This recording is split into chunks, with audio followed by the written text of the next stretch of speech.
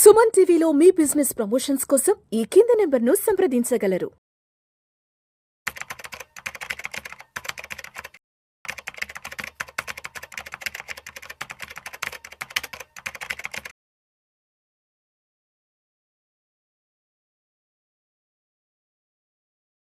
నమస్తే, నేను జీవి సత్యనారాయణ. ఈ ఎపిసోడ్లో లేటెస్ట్గా పాకిస్తాన్ పహల్గాం గొడవ ఏదైతే జరిగిందో యుద్ధ వాతావరణం ఏర్పడ్డట్టు. ఎప్పుడు ఏం జరుగుతుందో తెలియదు. జియో పొలిటికల్ వార్ అంటాం దీన్ని. అంటే బార్డర్లో ఎప్పుడు అప్రమత్తంగా ఉన్నా కానీ ఏదో ఒక టైంలో ఏదో ఒక దగ్గర ఎక్కడి నుంచో ఒక దగ్గర నుంచి రష్యా ఉక్రెయిన్ వార్ అనుకోండి, గాజా ఇజ్రాయెల్ వార్ అనుకోండి, మనకి ఇప్పుడు లేటెస్ట్గా 2-3 రోజుల నుంచి ఈ పాకిస్తాన్, అంతకుముందు చైనా. ఎవరైతే చైనా వాళ్ళు మన భూభాగంలోకి వస్తారో బార్డర్లో జియో పొలిటికల్ వార్.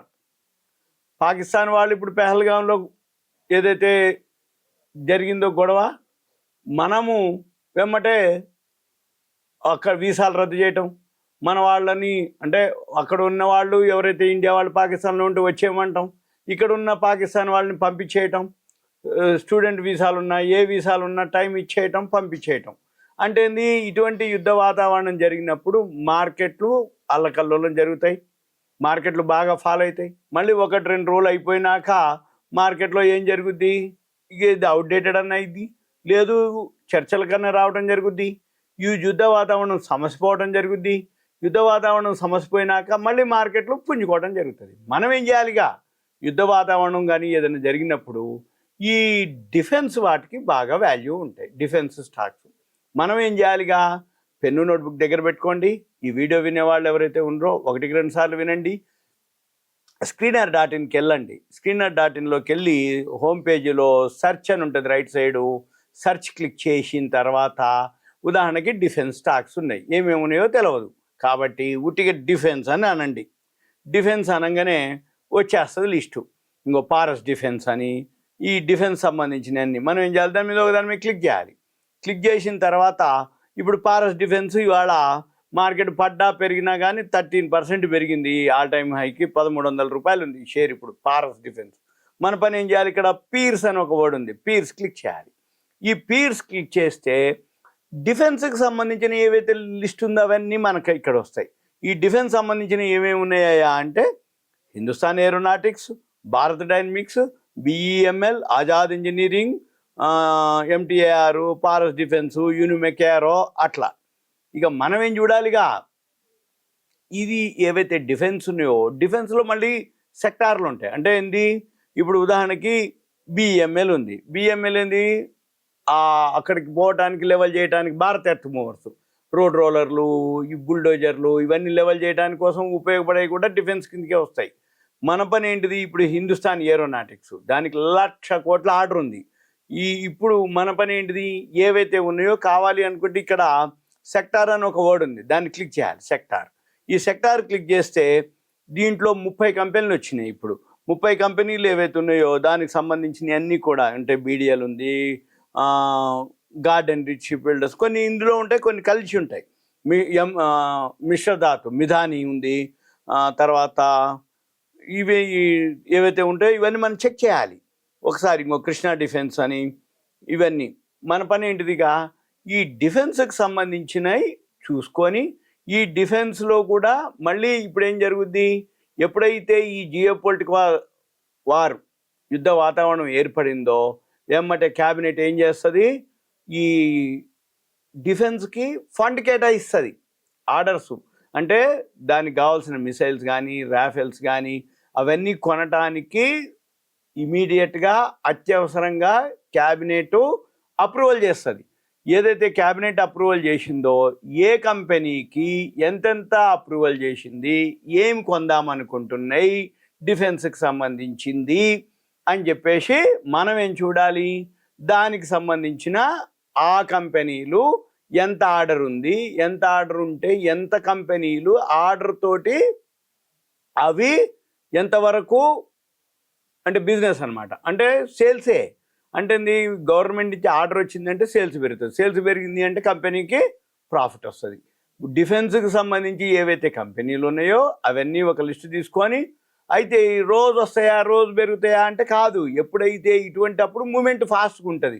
కాకపోతే ఎప్పుడు జరుగుద్దో తెలియదు, ఏం జరుగుద్దో తెలియదు, ఏ టైంలో ఏది వస్తుందో తెలియదు.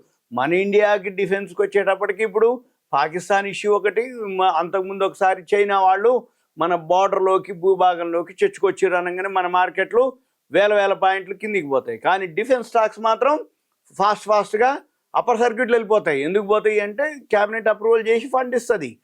డిఫెన్స్ యూసేజ్ ఎక్కువ ఉంటుంది, డిఫెన్స్కి ఆర్డర్స్ ఎక్కువ ఇస్తుంది, డిఫెన్స్ మ్యానుఫ్యాక్చరింగ్ ఎక్కువైతాయి, డిఫెన్స్ సేల్స్ పెరుగుతుంది. డిఫెన్స్ సంబంధించి ఏవైతే ఉన్నాయో మన పని ఏంటిది, ఇది ఒకటే కాదు, మనం ఇట్లా క్లిక్ చేసినప్పుడు దీనికి సంబంధించిన అంటే కృష్ణా డిఫెన్స్ అలైడ్, మళ్ళీ దానికి సంబంధించిన పీర్స్ కొడితే అదొకటే ఉంది కృష్ణా డిఫెన్స్. మళ్ళీ మనము బ్యాక్ వెళ్ళాలి, మళ్ళీ డిఫెన్స్ అని కొడితే ఇండెఫ్ మ్యానుఫ్యాక్చరింగ్, పీర్స్కి వెళ్తే మళ్ళీ ఇవన్నీ వచ్చినాయి. ఇవన్నీ చూడాలి మనం. ఇక మన పని ఏంటిది, ఒక డిఫెన్స్ అని వర్డ్ క్లిక్ చేసుకొని దానికి సంబంధించినటువంటి ఉరవి డిఫెన్స్ అట, పీర్స్కి వెళ్తే ఏమేమి ఉన్నాయి దానికి సంబంధించినవి మనం అన్నీ కూడా చెక్ చేయాలి. అయితే వీటిలో మెయిన్ మీరు చూడవలసింది ఏంటిది తెలుసా, సింపుల్గా బ్యాలెన్స్ షీట్లు, ప్రాఫిట్ అండ్ లాస్లు, లాభమా నష్టమా, ఆ కంపెనీకి ఆర్డర్ ఉందా లేదా, అది మెయిన్. అయితే ఈ డిఫెన్స్లో కూడా రకాలు ఉంటాయి, సముద్రంలో ఉంటాయి, గాలిలో ఉంటాయి, నేల మీద ఉంటాయి. మనము ఏ డిఫెన్స్లో దేనికి సంబంధించిన సెక్టారో గమనించాలి. సబ్మెరైన్లకు సంబంధించిందా, సముద్రంలో ఏదైతే యుద్ధాలు చేయడానికి ఉపయోగించేదా, ఏ కంపెనీకి దేనికి ఆర్డర్ ఇచ్చిర్రు, డ్రోన్లకు ఇచ్చిర్రా, గాల్లో ఉండే వాటికి ఇచ్చిందా, రోడ్డు మీద వాటికి ఇచ్చిందా, ఆ ప్రోడక్ట్ ఏంటిది, ఆ కంపెనీకి ఎంత ఆర్డర్ వచ్చింది, ఆ కంపెనీ ఎంత సేల్స్ ఉంది, ఆ కంపెనీ ఎంత చేస్తుంది, ఇవన్నీ కూడా మనం ఏం చేయాలి, చెక్ చేయాలి.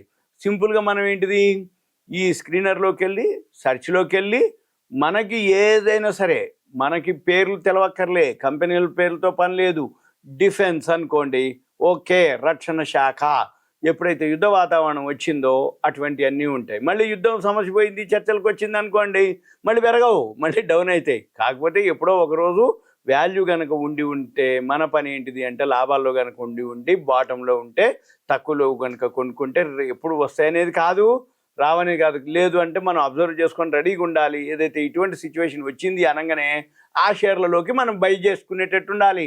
రెడీగా హోంవర్క్ చేసుకొని అవగాహన చేసుకొని అర్థం చేసుకొని ఉండాలి. అంతే తప్ప ఇప్పుడు డిఫెన్స్ స్టాక్స్ కొనమని కాదు అర్థం. అటువంటి సిచ్యువేషన్ వచ్చినప్పుడు ఆ స్టాక్స్ పెరుగుతాయి అని చెప్తున్నా, అంతవరకే తప్ప వేరే విధంగానే కాదు. మనం ఏం చేయాలిగా, సీజనల్ అన్సీజనల్, సీజనల్ ఈ సీజన్లో ఏది మూమెంట్ ఉంటుందో అవి చూడాలి. ఇప్పుడు ఏ సిచ్యువేషన్ ఉంది, ఆ సిచ్యువేషన్ తగ్గట్టుగా ఏ సెక్టార్ మూమెంట్ ఉంటుందో అవి చూసుకోవాలి. ఏ సెక్టార్ ఏ షేర్లు లాభాల్లో ఉన్నాయో అవి చూసుకోవాలి. అప్పుడే మనము షేర్ మార్కెట్లో ఎప్పుడు కూడా లాస్ లేకుండా, మనం కూడా ఒక బిజినెసే ఇది, అంతే తప్ప గ్యామ్లింగ్ కాదు. కాబట్టి ఈ బిజినెస్ని బిజినెస్ పరంగానే చేయాలి అంటే మన పని ఏంటిది, ఇది కంపెనీ వాల్యూ ఉన్నాయి చూసి చేసుకోవాలి. ఓకే, సింపుల్గా మీకు దీనికి సంబంధించిన ఇన్ఫర్మేషను మీరు స్క్రీనర్కి వెళ్ళండి, సెర్చ్కి వెళ్ళండి, పీర్స్కి వెళ్ళండి, వాటితో పాటు లిస్ట్ వస్తుంది. సింపుల్గా ఇదంతా మీకు అవేర్నెస్ ఎడ్యుకేషన్ ఇన్ఫర్మేషన్ మాత్రమే. ఏదైనా కానీ ఇవన్నీ హోంవర్క్ చేయాలి అంటే ఓ పెన్ను నోట్బుక్ దగ్గర పెట్టుకోండి, ల్యాప్టాపో డెస్క్టాపో ఉంటే ఈజీ అవుతుంది. ఈ చిన్నపాటి సెల్లో మనం అంత అబ్జర్వ్ చేయడం కష్టంగా ఉంటుంది. Okay, thank you. ఇదంతా మీకు అవేర్నెస్ ఎడ్యుకేషన్ ఇన్ఫర్మేషన్ మాత్రమే. సెలవు.